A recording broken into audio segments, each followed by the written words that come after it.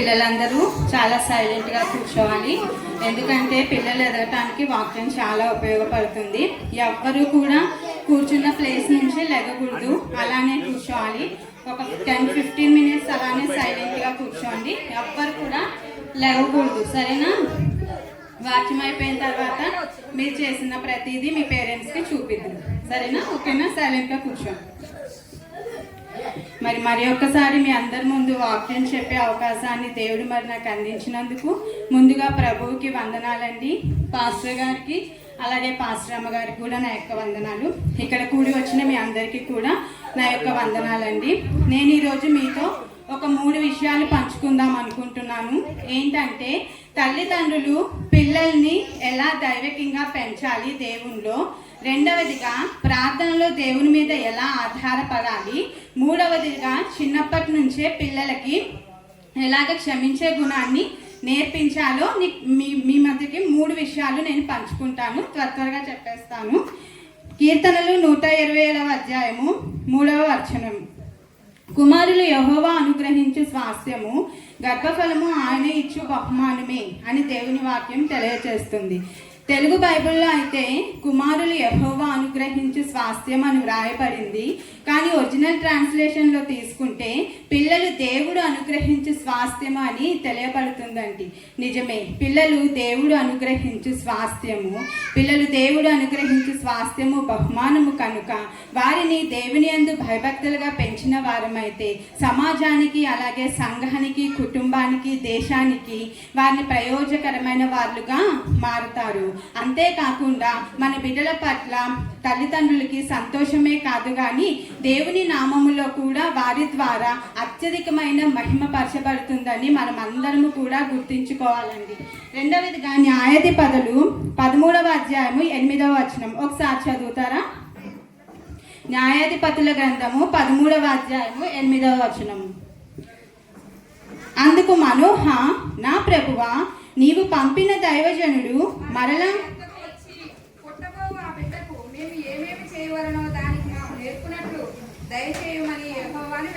చాలండి. మనోహ దంపతులు చాలా సంవత్సరాలు బిడ్డల కోసం దేవుని సన్నిధిలో కనిపెట్టి ప్రార్థిస్తూ ఉండేవారంట. ఆఖరిగా దేవుడు వారి ప్రార్థనలు ఆలకించి సంసోను అనేటటువంటి ఒక శ్రేష్టమైన బహుమానాన్ని వారికి అందించారు.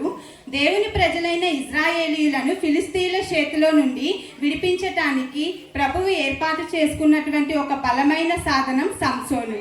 చూడండి, దేవదూత మనోహ దంపతులకు వచ్చి మీకు ఒక బిడ్డ పుట్టబోతున్నారు అని చెప్పినప్పుడు మనోహ దంపతులు దేవదూతలకి ఒక ప్రశ్న వేస్తున్నారంటండి. ఏంటంటే, మాకు పుట్టబోవు ఆ బిడ్డని మేము ఎలా పెంచాలో మాకు నేర్పించండి అని. అసలు బిడ్డ పుట్టలేదు కానీ పుట్టకుండానే ఎలా నేర్పించాలో దేవదూతని మనోహ దంపతులు అడుగుతున్నారంట. చూడండి, ఒక నెల లేదు అంటే 1 సంవత్సరం ట్రైనింగ్ తీసుకొని బిడ్డల్ని పెంచటము కాదు కానీ దేవుని యందు జ్ఞానాన్ని తల్లిదండ్రులకి ఎలా పెంచాలో దేవుడే తల్లిదండ్రులకి జ్ఞానాన్ని ఇస్తారండి. ఈ లోకంలో చాలా ప్రభావాలు ఉంటూ ఉంటాయి. అంటే బిడ్డలు వెళ్తున్నప్పుడు తల్లిదండ్రులుగా మనం కూడా వాళ్ళతో పాటు వెళ్ళలేమండి. ఎక్కడికి వాళ్ళు వెళ్ళినా కూడా మనమందరము వాళ్ళతో వెళ్ళలేము కదా. అంటే స్కూల్స్లో, హాస్టల్స్లో, కాలేజెస్లో, అలాగే వారు చేస్తున్నటువంటి ఉద్యోగంలో ఒక రకమైన ప్రభావం అయితే ఈ మధ్య ఎక్కువ సెల్ ఫోన్ ప్రభావం ఎక్కువ ఉంటుంది, స్నేహితుల ప్రభావం కూడా ఎక్కువగా ఉంటుంది. ఈ ప్రభావాలన్నిటిని కూడా ఎదుర్కొనటానికి పిల్లలను తల్లిదండ్రులు చిన్నప్పటి నుంచే దైవికంగా పెంచాలి. దైవికంగా పెంచినప్పుడు వాళ్ళు ఎక్కడికి వెళ్ళినా సరే తప్పిపోకుండా బలవంతుల చేతిలో బాణాల వంటి వారిగా వాడబడతారు. ఇంగ్లాండ్ దేశాన్ని ప్రభావితం చేసినటువంటి ఒక గొప్ప దైవజనుడు జాన్ వెస్లీ అండి. జాన్ వెస్లీ గారి జీవిత చరిత్రను మనం చూసుకుంటే ఆయన ఆ దినముల్లో 1 మిలియన్ పీపుల్ అంటే 1 మిలియన్ జనానికి సువార్తను అందించారంట. వాళ్ళ తల్లి గారు సుజానా వెస్లీ, తనకి 19 మంది పిల్లలంటండి. తన తల్లి గారికి, సుజానా వెస్లీ తన తల్లి గారు ఏం చేసేవారు అంటే తన 19 మంది పిల్లలు రాత్రి వేళ పడుకున్నప్పుడు వారి పడకల దగ్గరికి వెళ్ళి 2 గంటల సేపు వారి కోసం ప్రార్థన చేసేదంటండి. ఆ ప్రార్థనకు ప్రతిఫలంగా తన గర్భం నుంచి పుట్టినటువంటి 19 పిల్లల్లో 2 బిడ్డలు, జాన్ వెస్లీ అలాగే చార్లెస్ వెస్లీ అనేటటువంటి 2 ఇంగ్లాండ్ దేశాన్ని ప్రభు కోసం కదిలించి చరిత్రలో నిలిచిపోయారంట. తల్లిదండ్రులుగా మనకు పుట్టినటువంటి ఒక 2-3 బిడ్డల కోసం మనం ఒక అరగంట సేపైనా ప్రార్థన చేయగలుగుతున్నామా? గమనించుకుంటున్నారా? ఒక అరగంట సేపైనా మన బిడ్డల కోసం ప్రార్థన చేయాలండి. వారిని చిన్నప్పటి నుంచే దైవికంగా దేవునిలో పెంచాలి. రెండవ ప్రాముఖ్యమైన విషయం, తల్లిదండ్రులు పిల్లల్ని ప్రార్థన మీద ఎలా ఆధారపడాలో నేర్పించాలి. చాలామంది ధనబలాన్ని, కుల బలాన్ని, అలాగే తనకున్నటువంటి ఆస్తి బలాన్ని ఆధారం చేసుకొని జీవిస్తూ ఉంటారు. కొంతమంది తల్లిదండ్రులు అయితే తన బిడ్డలకి వారి మీద ఆధారపడటం నేర్పిస్తారు కానీ దేవుని మీద ఆధారపడటం నేర్పించరండి. చూడండి, ఆదికాండము 24వ అధ్యాయము 63వ వచనం ఒకసారి చదువుతారా? ఆదికాండము 24వ అధ్యాయము 63వ వచనం.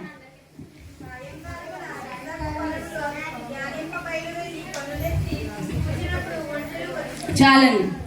అబ్రహాం గురించి మనందరికీ తెలుసు. ఆయన ఒక ధనికుడైన వ్యక్తి.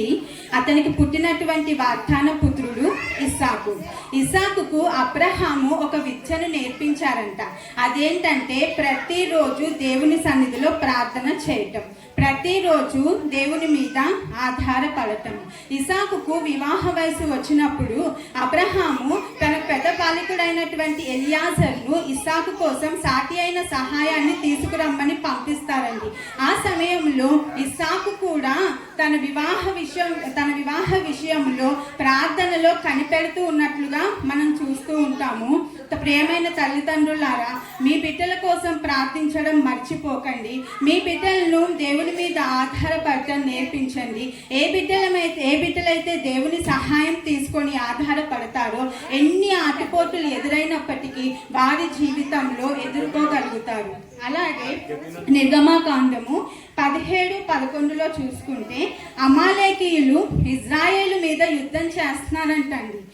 అమాలేకీయులు ఎవరంటే వాళ్ళు శత్రువులు, ఇజ్రాయేలీయులు ఓడిపోతున్నారు. అయితే ఈ వార్తను ప్రవక్త అయిన మోషేకు తెలియజేశారంట. ఏమనంటే మన ప్రజలైన ఇజ్రాయేలీయులు ఓడిపోతున్నారు, ఇంకా వాళ్ళకి ఓటమి ఖాయమని మోషేతో చెప్పినప్పుడు మోషే ఏం చేశారంటే అటు ఇటు తిరగలేదంటండి.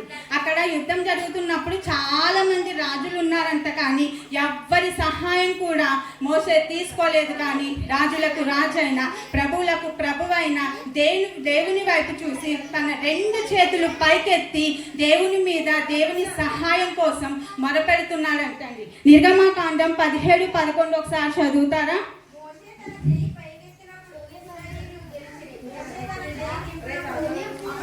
చాలండి. మోషే తన చెయ్యి పైకి ఇలాగెత్తి దేవుని మీద ఆధారపడుతున్నప్పుడు ఇజ్రాయేలీయులు గెలుస్తున్నారంట. తన చెయ్యి ఇలా కిందకి దించేసిన వెంటనే ఇజ్రాయేలీయులు ఓడిపోయి అమాలేకీయులు గెలుస్తున్నారంట. అయితే చూడండి, మోషే దేవునికి ఇజ్రాయేలీకి ఒక వారధి మాత్రమే, అంటే తను ఒక పాత్రనుగా వాడబడుతున్నాడు. ఇజ్రాయేలీయులకి ఆహారమైన నీళ్ళన్న, వాళ్ళని నడుచుకు వెళ్ళేది తీసుకువెళ్ళేది అంతా కూడా దేవుడని తెలిసిన కూడా ఇజ్రాయేలీయులు ఓడిపోతున్నప్పుడు మోషే వైపు చూస్తున్నారు. కానీ మోషే మాత్రం దేవుని వైపు చూస్తున్నారు.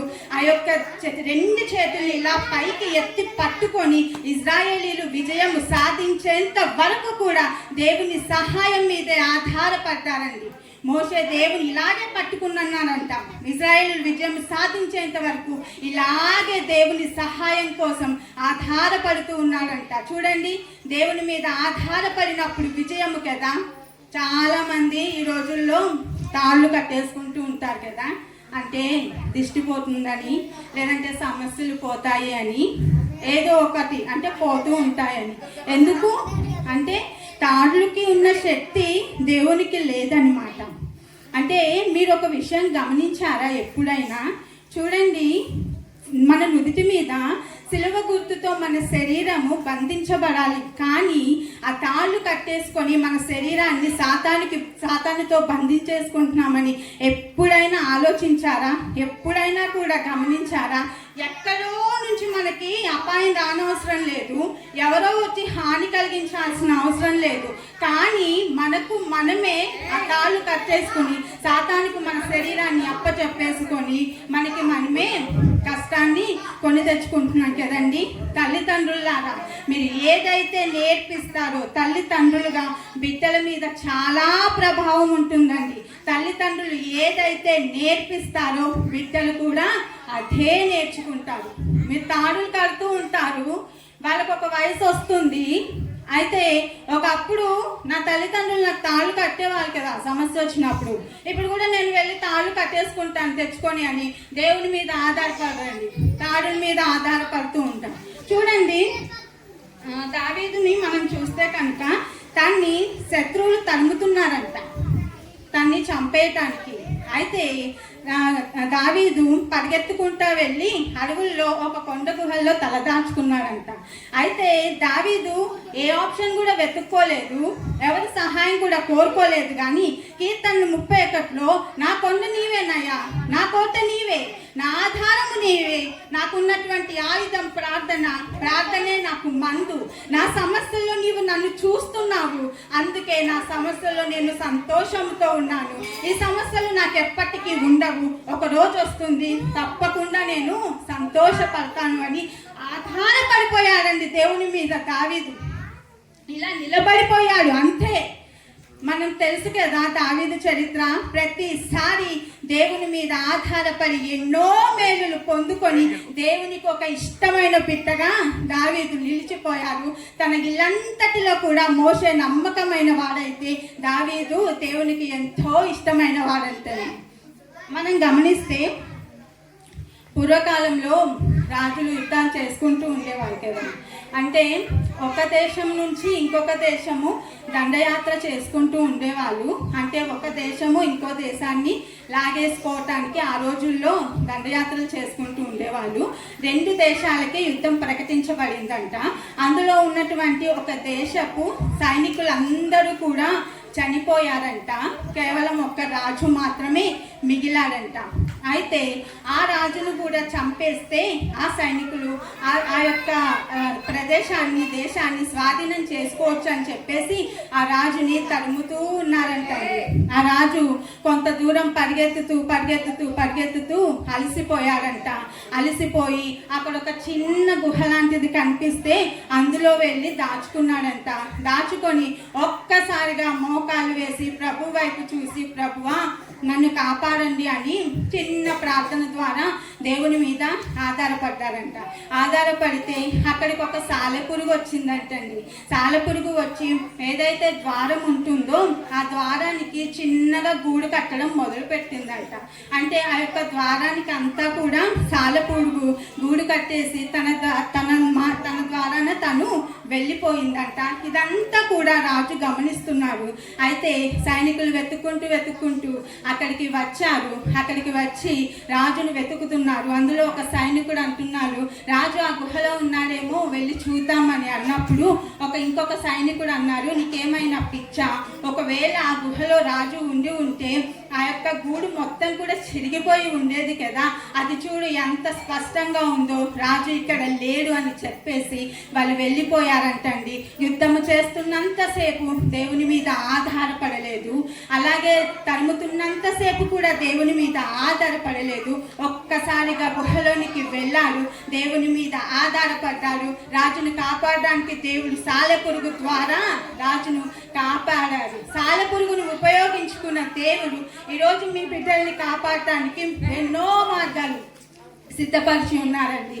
అయితే మన సొంత నిర్ణయాల మీద కాకుండా దేవుని మీద ఆధారపడినప్పుడు మన బిడ్డలు చాలా అద్భుతాలు చూస్తూ ఉంటారు. అలాగే 3వ ప్రాముఖ్యమైన విషయం, మన బిడ్డల్ని ఎలాగా చిన్నప్పటి నుంచే క్షమాపణ గుణం కలిగి ఉండాలి. చూడండి, మన బైబిల్లో ఉంది కదా, శత్రువుల్ని ప్రేమించండి, మిమ్మల్ని హింసించే వారి కోసం ప్రార్థన చేయండి. తల్లిదండ్రులుగా చిన్నపిల్లల్ని ఒక్క రోజులో తల్లిదండ్రులు చిన్నపిల్లల్ని ఒక్క అరగంట సేపు అయినా సరే వాళ్ళ దగ్గర కూర్చోపెట్టుకొని దేవుని మాటలు చెప్పాలండి. ఎందుకంటే ఈ రోజుల్లో చిన్నపిల్లలు చిన్నప్పటి నుంచే గొడవలు పెట్టుకోవడం, కక్షలు పెట్టుకోవటము, మరి కొట్లాటలు పెట్టుకోవడం, పెద్దవాళ్ళు అయితే ఇంకా మరీ దారుణం కదా. అయితే చిన్నప్పటి నుంచే కూడా వాళ్ళకి క్షమాపణ గుణం నేర్పించాలండి. వాళ్ళు అర్థం చేసుకోలేకపోవచ్చు, కానీ మనం చెప్పే దేవుని మాటల్లో ప్రేమ, జాలి, కరుణ అన్నీ ఉంటాయి కాబట్టి వారి హృదయాలు క్షమాపణ మార్గంగా ఆటోమేటిక్గా వాళ్ళే ఆ యొక్క క్షమించేటటువంటి గుణాన్ని అలవర్చుకుంటారు. ఒక ధనికుల కుటుంబంలో ఒక తల్లి అలాగే కూతురు పనిచేస్తూ ఉండేవాళ్ళంట. ఆ యొక్క కూతురికి బహుశా 9-10 సంవత్సరాలు ఉండొచ్చు. అయితే తన తల్లికి ఇంకొక చోట పని దొరికిందనమాట.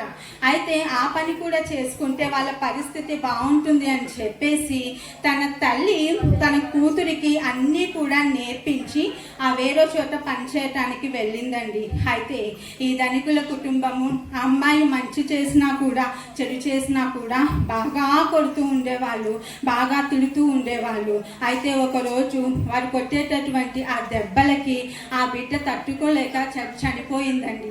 చనిపోతే తన తల్లికి కబురు పెట్టారు. నీ బిడ్డ చనిపోయిందని కబురు పెట్టినప్పుడు ఆ తల్లి ఎంతో బాధతో బిడ్డ దగ్గరికి వచ్చి ఏడుస్తుంటే తన బిడ్డ ఒక చేతి గుప్పిలు ఇలా పెట్టి ఉందంటండి. ఇలా పెట్టి ఉంటే తన తల్లి ఆ గుప్పిలు చూసి ఏంటి నా బిడ్డ గుప్పిలు ఇలా ఉంది అని ఆ గుప్పిలు తెరిచినప్పుడు తన చేతిలో ఒక చిన్న పేపర్ ముక్క ఉందంటండి. నా బిడ్డ నా గురించి ఏమన్నా రాసి ఉంటుందేమో అని ఆ పేపర్ని ఓపెన్ చేసి చూసినప్పుడు ఆ పేపర్లో రాసింది అందరూ చూసి షాక్ అయిపోయారంటండి. ఏ చిన్న పాప ఏం రాసిందంటే వీరిని క్షమించండి, వీరిని క్షమించండి అని ఆ బిడ్డ రాసిందంట. నన్ను చాలా హింసలకు గురి చేశారు, నన్ను కొట్టారు, నా ప్రాణం తీసేశారు, అయినా కూడా పర్వాలేదు, పోలీసులకు అప్పచెప్పకండి, వీరిని క్షమించండి అని ఆ బిడ్డ రాసినప్పుడు ఆ ధనికుల కుటుంబంలో ఉన్నటువంటి ప్రతి ఒక్కరి మనసు అలా కరిగిపోయిందంటండి. ఎంతో రాతి హృదయాలతో కలిగి ఉన్న వారు క్షమాగుణంగా మారిపోయారంట. ఇది క్షమించే గుణం అయితే క్షమాపణ లేని గుణం ఒక్కటి చెప్పేసి ముగించేస్తాను. భూలోకంలో ఒక అతను ఉండేవాడంట. తను అన్నీ కూడా సేవా కార్యక్రమాలు, అలాగే తన ఆత్మీయులకు సహాయం చేయటము, అలాగే ప్రతిదీ కూడా బాగానే చేశాడంట. ఒకరోజు భూలోకాన్ని వదిలిపెట్టి వెళ్ళే అవకాశం వచ్చింది. అంటే చనిపోయారు. దేవుని దగ్గరికి వెళ్ళారు, ప్రభు ముందు నుంచో పెట్టారు. అయితే దేవుడు అంటున్నాడంట, ఈ బిడ్డని తీసుకెళ్ళి నరకంలో వేసేయండి అని అన్నాడంట. అయితే అతను అంటున్నాడంట, ఎందుకు ప్రభువా, ఎందుకు నన్ను నరకంలో వేసేయమంటున్నావు? నేను భూలోకంలో ఉన్నప్పుడు అన్ని బాగా చేశాను కదా, అన్ని బాగానే చేశాను కదా, మరెందుకు నన్ను నరకంలో వేయమంటున్నావు అని అన్నప్పుడు దేవుడు ఏమన్నారంటో తెలుసా అండి? నువ్వు భూలోకంలో ఒక వ్యక్తిని క్షమించటం మర్చిపోయావు, తన మీద ఇప్పటికి ఇంకా కూడా నువ్వు కోపంగానే ఉన్నావు, ఆ బిడ్డని క్షమించకుండా నువ్వు ఇక్కడికి వచ్చేసావు అని ఆ బిడ్డని తీసుకెళ్ళి నరకంలో వేసేసారంట. చూడండి, క్షమించగలిగే ఆ పాప దేవుని దగ్గర ఉంటే క్షమించి అన్నీ చేసి కూడా ఒక అతన్ని క్షమించటం మర్చిపోయాడంట. తను మాత్రం నరకంలో వేయబడ్డాడు. చూడండి, మన బిడ్డల విషయంలో మనం చాలా జాగ్రత్తగా ఉండాలి. జాన్ వెస్లీ వాళ్ళ తల్లి గారు తన బిడ్డల కోసం ఎంతో సేపు ప్రార్థన చేసింది. అబ్రహాము తన బిడ్డలకు ప్రార్థించటం నేర్పించాడు. ఈ రోజుల్లో మన బిడ్డలు కూడా మన ప్రార్థనలు నేర్పించాలి. వారు ఏం చేస్తున్నారు, సెల్ ఫోన్తో ఉంటున్నారా, ఏం చూస్తున్నారా, ప్రతిదీ కూడా తల్లిదండ్రులుగా గమనించాలండి. ఒక తల్లి బాధ్యత బిడ్డల మీద చాలా ఉంటుంది. తల్లి బిడ్డని ఒక శత్రువుగా చేయొచ్చు, అలాగే ఒక సైకోగా మార్చొచ్చు, అలాగే ఒక సాడిస్ట్గా మార్చొచ్చు, కానీ దేవుని కోసం కూడా అలాగే ఉపయోగపడేలా కూడా మార్చొచ్చు. ఎందుకంటే బిడ్డల మీద తల్లి బాధ్యత చాలా ఉంటుందండి. తల్లి పాత్రే ఎక్కువగా ఉంటుంది. తల్లిదండ్రులమైన మనం అందరం కూడా దేవుని విషయంలో దైవికంగా ఎలా పెంచాలి, అలాగే దేవుని మీద ఎలా ఆధారపడాలి, చిన్నప్పటి నుంచి ఎలాగ క్షమాపణ గుణం కలిగి ఉండాలో మన బిడ్డలకు అందరికీ కూడా తల్లిదండ్రులుగా మనం నేర్పిద్దామండి. దేవుని దేవుని కోసము వాడబడేటటువంటి బలవంతుల చేతిలో బాణాల వంటి వారుగా వాడబడేలాగా మన బిడ్డలని తీర్చిదిద్దుదాం. దేవుడి కొద్ది మాటలు దీవించునుగాక.